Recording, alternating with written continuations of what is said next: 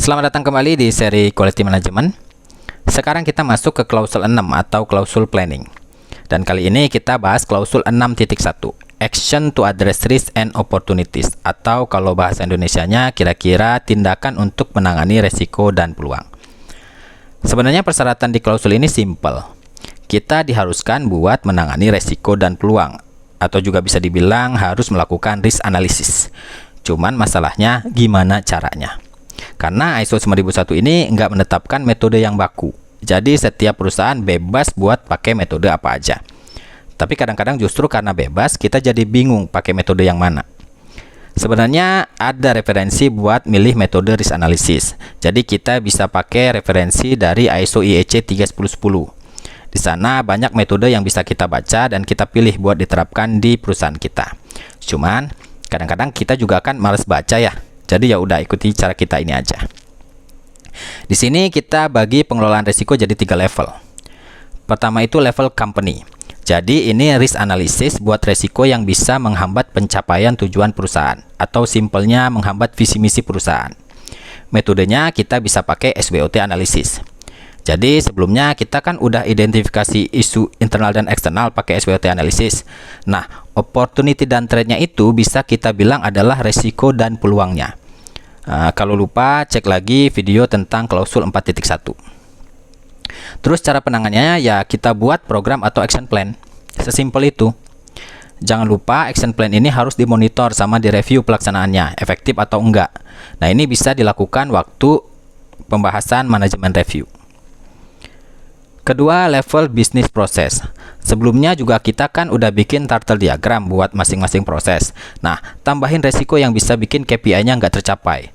Karena kalau KPI nggak tercapai kan bisa dibilang prosesnya nggak efektif. Misalnya contohnya di sini kita buat untuk proses quality control. KPI-nya kan customer incoming defect.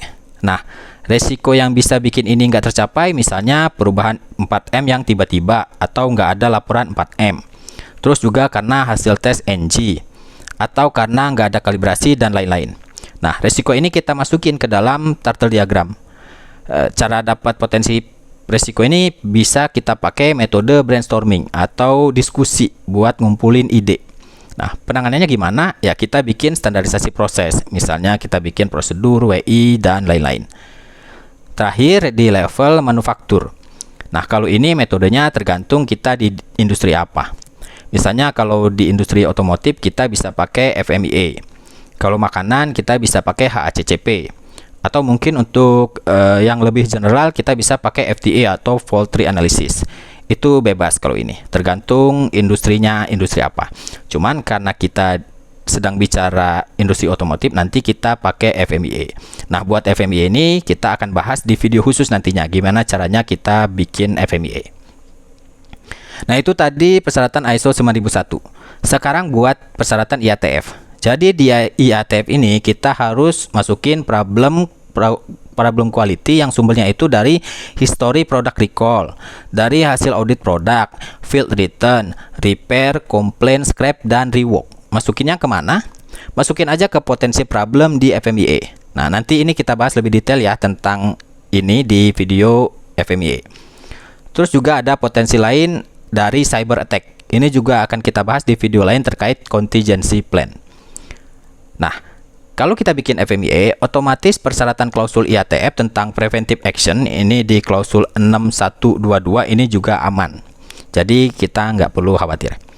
Terakhir, jangan lupa semua hasil risk analysis ini harus terdokumentasi. Oke, itu aja untuk klausul 6.1. Kita ketemu lagi di video selanjutnya. Terima kasih.